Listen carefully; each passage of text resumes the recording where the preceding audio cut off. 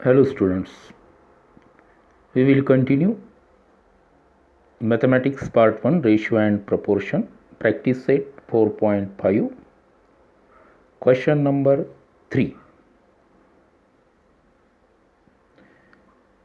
Three numbers are in continued proportion whose mean proportional is 12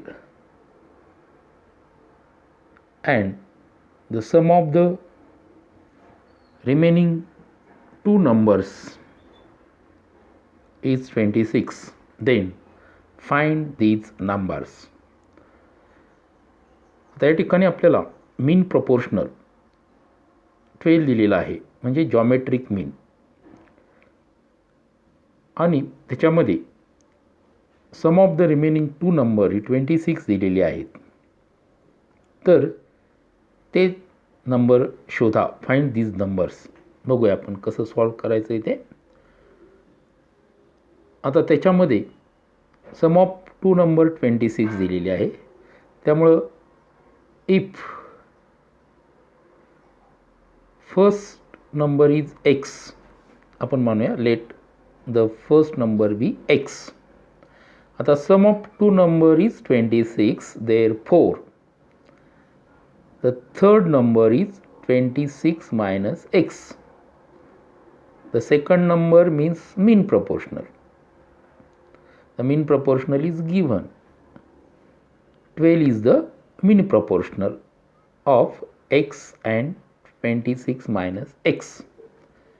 आता पहा, first number आहे x, त्यानंतर मीन proportional म्हणजे सेकंड नंबर आहे 12 आणि थर्ड नंबर आहे 26 मायनस एक्स. आता हे कंटिन्यूड प्रोपोर्शनमध्ये आहे म्हणजे आपण first number upon second number is equal to second number upon third number. आता फर्स्ट नंबर म्हणजे एक्स, त्याच्यानंतर एक्स अपॉन 12, परत 12 रिपीट होणार is equal to 12 upon 26 minus x.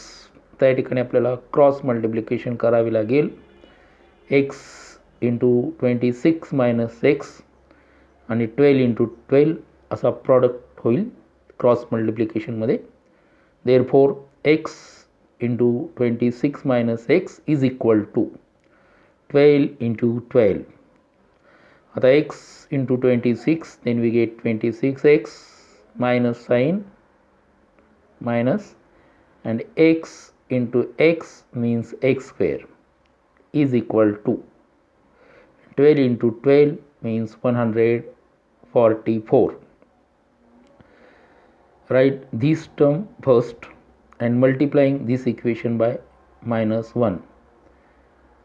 त्यामुळं साइन चेंज होतील. पहा, मायनस एक्स स्क्वेअर आहे तो प्लस एक्स स्क्वेअर होईल. -1ने मल्टिप्लाय करतो आहे आपण आणि हा प्लस 26 आहे तो -26 होईल आणि 144 हे जर या साईडला आणले तर मायनस होतात, परंतु आपण -1ने मल्टिप्लाय केल्यानंतर प्लस 144 होतील. पहा, आणि is equal to right side आपल्याला मिळेल 0. म्हणजे आपल्याला एक क्वाड्रॅटिक इक्वेशन मिळालं. पहा, x square minus 26x plus 144 is equal to 0. Quadratic पॉलिनॉमियलचे फॅक्टर्स आपण कसे पाडतात ते पाहिलेलं आहे, त्याप्रमाणेचे फॅक्टर्स पाडायचे आहेत. पहा, या ठिकाणी लास्ट नंबर जो 144 आहे त्याचे फॅक्टर्स पाडायचे आहेत. पहा, मग लास्ट नंबरचे जर फॅक्टर्स पाडले तर ते काय येतील. हे लास्ट नंबरचे म्हणजेच 144चे फॅक्टर्स पाडायचे.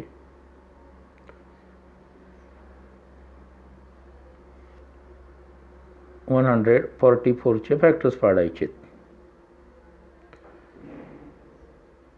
जे दोन संख्यांचा गुणाकार 144 आला पाहिजे आणि त्याच दोन संख्यांची बेरीज -26 आली पाहिजे. असे दोन नंबर कोणते आहेत ते झाले 144चे फॅक्टर्स. असे जे दोन नंबर आहेत त्यात आहेत 18 आणि 8, हे दोन आहेत. आता हे -26 लागतात म्हणजे -18 आणि -8 असे फॅक्टर्स येतील. मायनस मायनस प्रॉडक्टमध्ये ते प्लस होतील आणि -8 -18 हे टोटल आपल्याला मिळतील -26. तर अशा प्रकारे याचे फॅक्टर्स घ्यावे लागतील, -18x आणि -8x. आता ही फर्स्ट टर्म x² तशीच लिहितात. फर्स्ट टर्म -26x न लिहिता ते फॅक्टर फॉर्ममध्ये आपण ते एक्सप्रेस करणार आहोत. म्हणजे या ठिकाणी -18x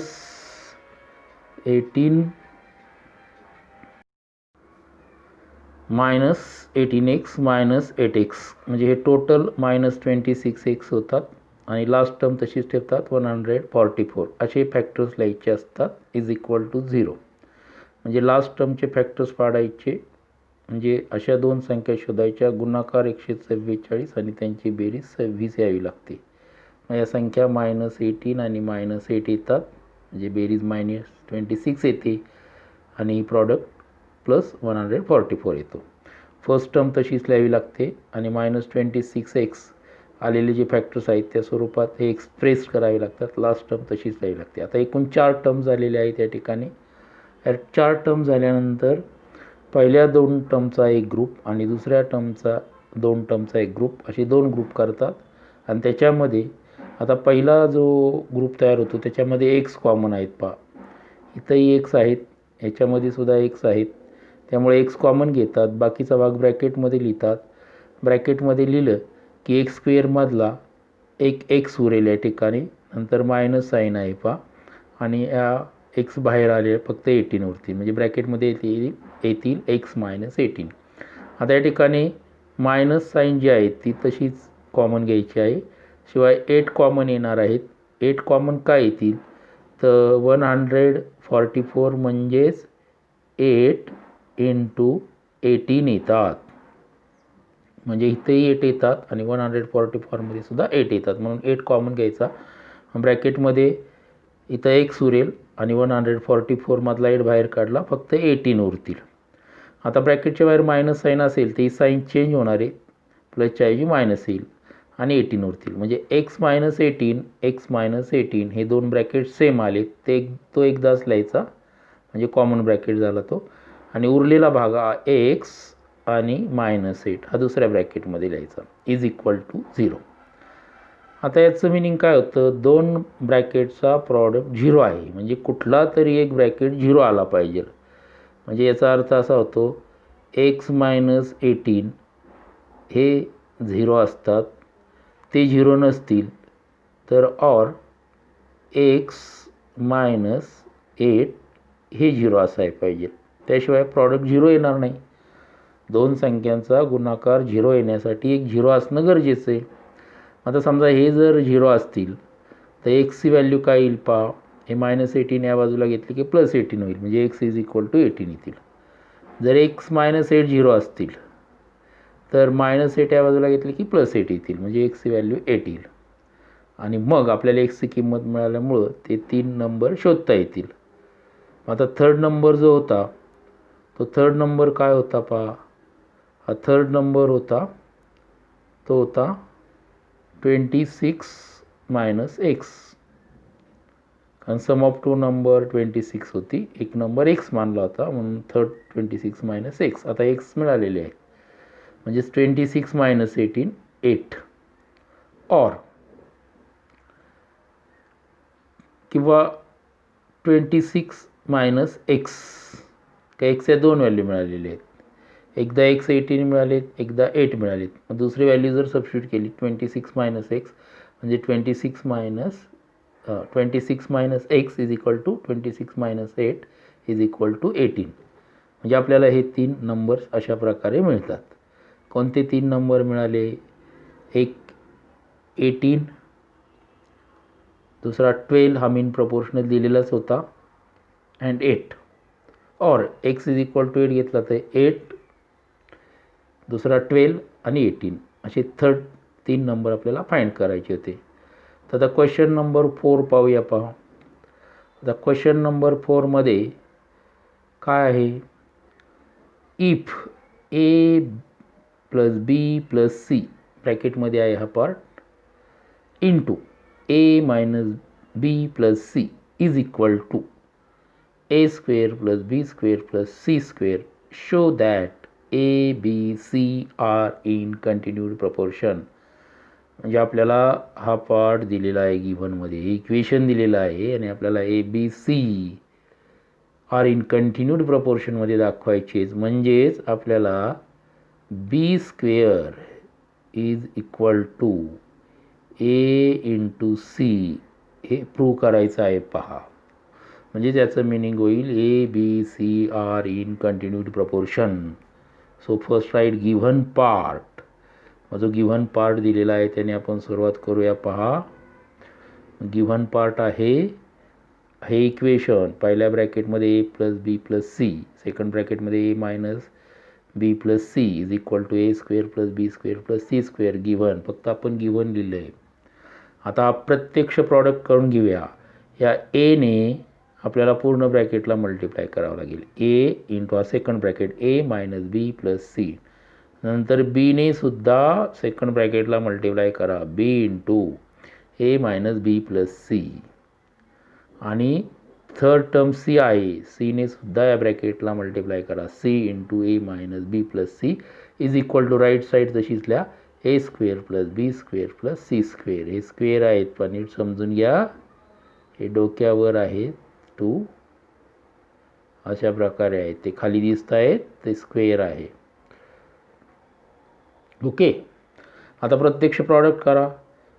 ए इंटू ए केलं तर ए स्क्वेअर होणार, ए इंटू मायनस बी केलं तर मायनस ए बी येणार, ए इंटू प्लस सी केलं प्लस ए सी येणार. आता बीने मल्टिप्लाय करा बी इंटू ए, बी ए किंवा ए बी लिहायचं आपण क्रमाने, बी इंटू मायनस बी स्क्वेअर येणार, बी इंटू सी म्हणजे हे बी सी येणार आहे, चुकुरी झालेला आहे तो सी आहे. त्यात सी इंटू ए म्हणजे सी ए किंवा ए सी, त्यानंतर C into minus B C, आणि सी इंटू सी म्हणजे सी स्क्वेअर. राईट साईड तशीच A square plus B square plus C square.